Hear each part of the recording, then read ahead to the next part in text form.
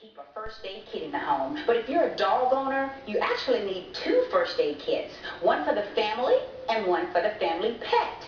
We're at the American Red Cross today where they're preparing for a first aid class for pet owners. This is Emily Pichot, and why do you think it's so important for folks to come out, learn more about protecting their pets this evening? Sure. Well, pet first aid is a necessity that's not often thought of.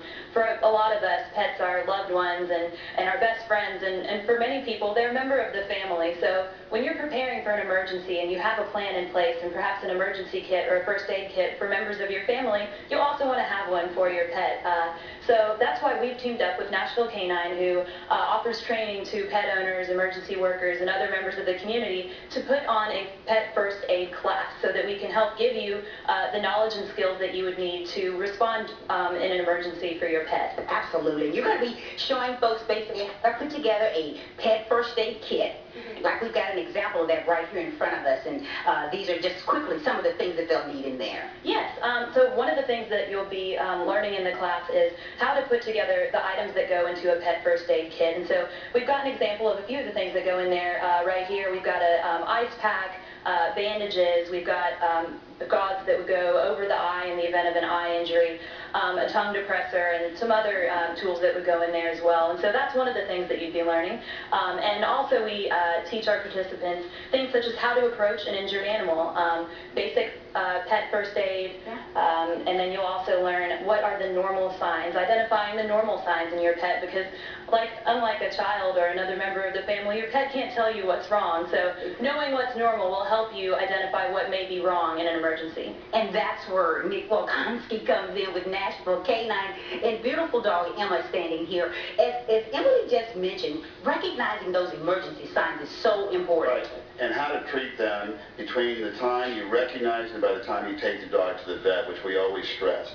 You know, today with the hot temperatures we're facing here in Nashville, a lot of dogs are expiring in this heat. So what I want to show you real quickly is what do you do if your dog is in a car for however many minutes and it is suffering from not only heat exhaustion but heat stroke. Okay. Heat stroke is deadly to a dog. It takes a few minutes to kill the dog. What's more important, people don't recognize that when the dog has heat stroke, you cannot take the dog immediately into a cold area.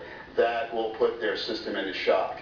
So the idea here is the dog's temperature is usually around 101 to 102.5 on an average dog.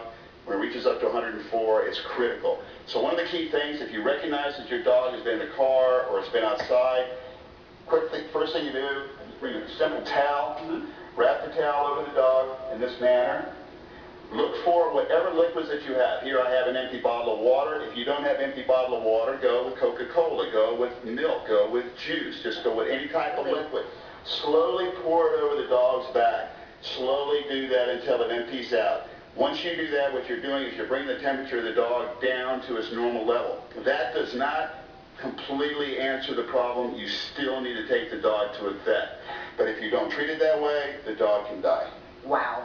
Great tip there. But we'll be able to learn more if you come out to the class this evening, right, Emily? Yes, absolutely. You can sign up online at either the Nashville Red Cross website, nashvilleredcross.org, or at Nashville K-9's website, which is nashvillek9.com.